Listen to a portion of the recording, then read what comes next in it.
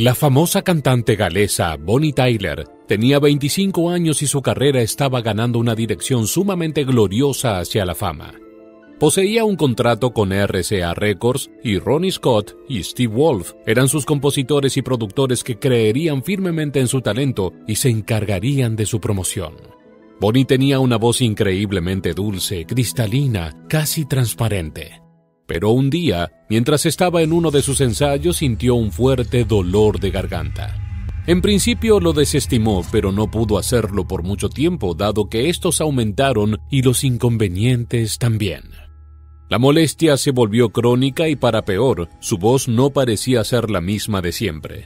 Las rarezas continuaron y fue cuando Bonnie decidió consultar con un médico. Al cabo de varias pruebas médicas, los profesionales de la salud tenían un diagnóstico: el peor de los anuncios, que paralizó su vida artística y la modificó para siempre. Pero para entender bien esta historia y cómo llegamos al declive de su fantástica carrera, es necesario, como siempre te digo, que te pongas cómodo o cómoda y que te prepares para viajar un poco en el tiempo. Más específicamente al 8 de junio de 1951 en Gales, día en el que Bonnie Tyler llegaba a este mundo. Aunque en realidad su verdadero nombre era Gaynor Hopkins. Ella se crió en una familia numerosa de 3 hermanas y 2 hermanos. Su padre, Glyn Hopkins, trabajaba en una mina de carbón, mientras que su madre, Elsie Hopkins, amante de la ópera, fue quien le pasó su amor por la música a Gaynor. Es cierto que en el hogar de Bonnie la música era parte de la vida cotidiana. Todos amaban la música. Icónicas cantantes de la época como Janis Joplin y Tina Turner dejaron su huella en ella. Terminó sus estudios en 1960 sin completar el período académico y comenzó a trabajar como cajera en un supermercado. Tiempo más tarde, en 1969, formó parte de un concurso de talentos con los temas Those Were the Days de Mary Hopkins y I Can't Stop Loving You de Ray Charles. Su participación fue destacable y obtuvo el segundo lugar, ganando la cifra de 1 libra. Más tarde fue la cantante de respaldo de Bobby Wayne and the Dixies y en 1981 formó su propia banda llamada Imagination, que se hizo popular en los bares del sur de Gales. Con ganas de adoptar un nombre artístico, eligió justamente el nombre de su sobrina y el apellido de su tía preferida y se llamó Shereen Davis. El 14 de julio de 1973 contrajo matrimonio con Robert Sullivan, un empresario dentro del rubro inmobiliario. A lo largo de este video veremos cómo Bonnie no solo tuvo que afrontar el terrible diagnóstico de sus médicos, sino que también su matrimonio en el futuro se vio fuertemente comprometido por engaños. Existió una mujer que se acercó a ella y simulaba ser su fan. Sin embargo, mantenía una situación a escondidas que acechaba la feliz vida con Robert Sullivan. Pero eso ocurrió más adelante en la vida de Bonnie y ya lo veremos bien a detalle.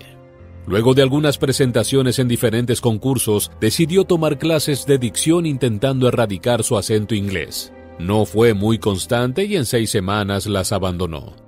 También era especialmente tímida y tuvo que lidiar con esta parte de su personalidad en cada oportunidad que pisaba un escenario. Finalmente, fue Roger Bell en 1975 quien hizo posible que el talento de Gaynor traspasara fronteras y millones de personas pudieran disfrutar de su voz. Le dio identidad a las baladas románticas que marcaron la década de los años 70 y 80. Roger quedó impactado cuando vio cantar a Gaynor en Nutbush City Limits de Tina Turner. Entonces la invitó a Londres para grabar unos demos y tiempo después, RCA Records le propuso firmar un contrato de grabación. Gaynor se había criado en una familia muy religiosa, así que con el nuevo contrato le propusieron que pensara en un nuevo nombre artístico. Ella agarró la Biblia, buscó entre tantos nombres y se apodó Bonnie Tyler, tal como la conoce el mundo entero. Aunque personalmente no recuerdo a ningún personaje bíblico que se llame así. Pero si tú lo sabes, te agradecería que compartas tu información en los comentarios con todos nosotros. Pero bien, en 1976 Bonnie graba su primera canción llamada My My Honeycomb, que consiguió una ganancia radiofónica local. Más tarde grabó Lost in Friends, que logró mantenerse en el puesto 9 del top 50 del Reino Unido durante 10 semanas y vendió más de 250,000 copias. Pero como te contamos en el inicio de este video, fue exactamente en ese momento de su vida donde todo a su alrededor se detuvo. Luego de las molestias en su garganta que la llevaron a la consulta médica, le detectaron nódulos en sus cuerdas vocales y la cirugía debía practicarse de inmediato. Fue un diagnóstico devastador. Su doctor le informó que debía operarse con urgencia y no podía darle garantía sobre el resultado de la cirugía. No le aseguraban que ella pudiera volver a cantar. A Bonnie, su mundo se le derrumbaba. Una carrera que empezaba a aflorar con lo que más amaba ella en la vida. Sí, hablamos de su música. Pero pese a todo, ella debía tomar el riesgo. Le hizo caso a su médico y en poco tiempo se sometió a la operación para extirpar los nódulos. La cirugía se dio con total normalidad. Solo restaba que Bonnie se recuperara en su casa y, por supuesto, le prohibieron hablar.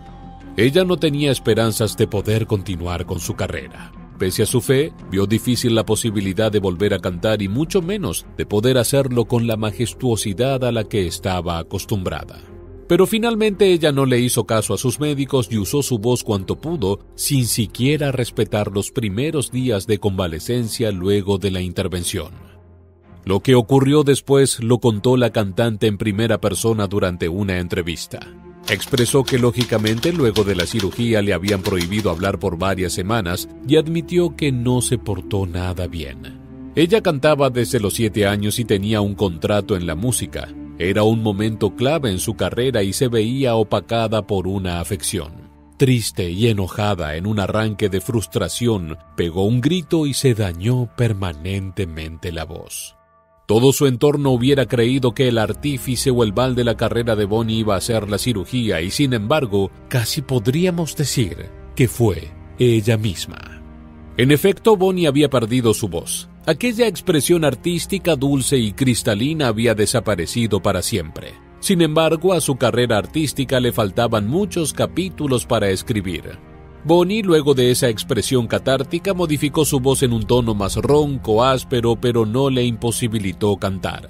En contraposición, esto le dio una personalidad única y un tinte súper distintivo que la destacaría del resto, volviendo a sus canciones altamente reconocibles. En 1977 le dieron el premio Brit como Mejor Artista Revelación Británica por una producción que había hecho antes de su cirugía. Todavía el reto estaba vigente. Ella sabía que podía cantar, pero tenía que probarlo ante su productora y, lo más importante, debía gustarle a su público. Había llegado el gran día. El 4 de noviembre del 77 grabó una mágica canción y estrenó su nueva voz. Así fue como nació el clásico pop de todos los tiempos, It's a Heartache. It's a heartache, nothing but a heartache. Hits you when it's too late. It hits you when you die. La canción fue un súper éxito y el disco salió a la venta a principios de 1978, alcanzando rápidamente los primeros lugares en el Reino Unido, los Estados Unidos, Alemania, Francia, Australia, España y América Latina. Su nueva voz fue popularmente comparada con la de Rod Stewart. Luego hubo declives, si se podría llamar de alguna forma, en la vida artística de Bonnie, un período de 4 años con álbumes poco exitosos. Episodios como la muerte prematura de Elvis Presley y otros motivos dieron en consecuencia una escasa divulgación de la artista por parte de RCA Records. Las críticas eran negativas, sin embargo existía algo en ella que la volvía a poner en escena desplegando su arte y su don como si siempre hubiese cosechado éxitos.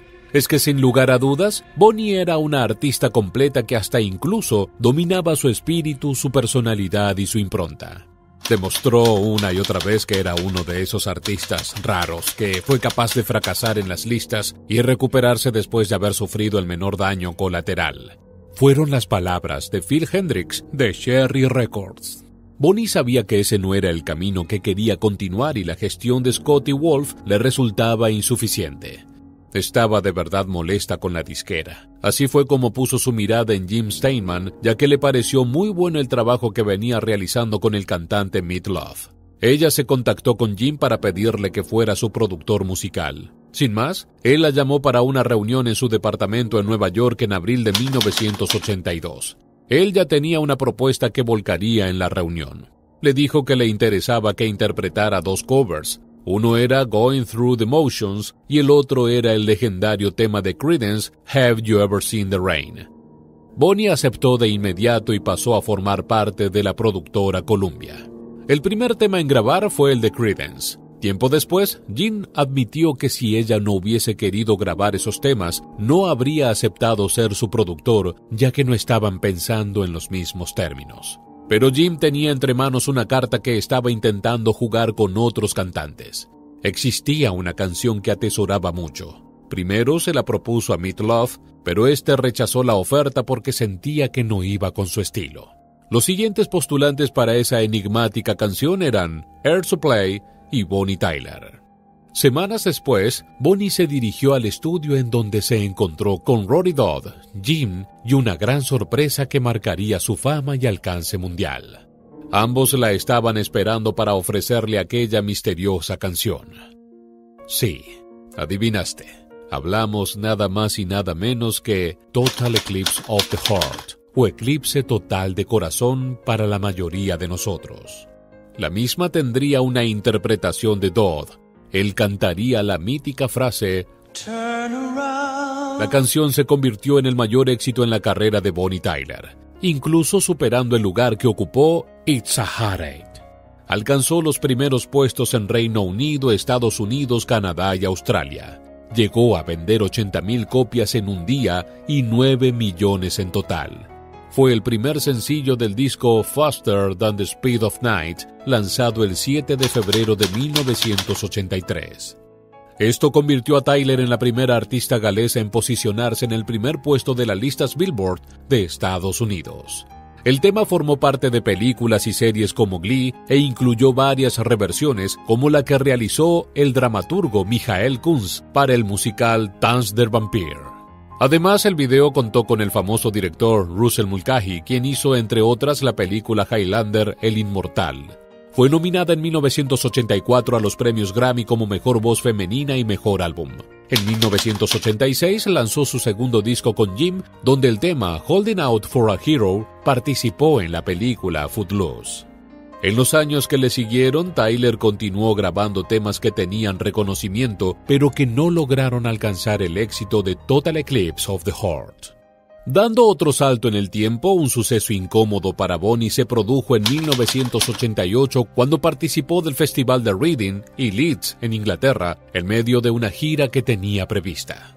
En el mismo también cantaron Meat Loaf y Jefferson Starship. Dicho festival se realiza en ambas ciudades respectivamente y se podía acampar dado la magnitud del campo. El evento había estado prohibido por el Partido Conservador en los años 84 y 85 por el sutil motivo de que requería de esas tierras. En 1986 un partido laborista pudo poner nuevamente en escena el festival. Cabe aclarar que las bandas que acudían pertenecían al rock esencialmente y en los últimos años el metal había ganado la parada. Era a viva voz que se caracterizaba por tener un público selecto, peculiar y de un gusto bien definido.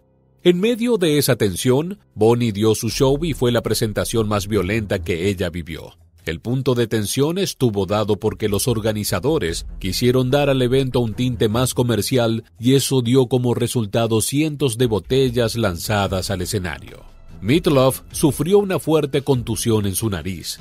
Al público le molestó que él se presentara como una mega estrella, y cuando le tocó el turno a Tyler, le arrojaron botellas llenas de orina a los cuales, furiosa, los repudió con fuertes insultos.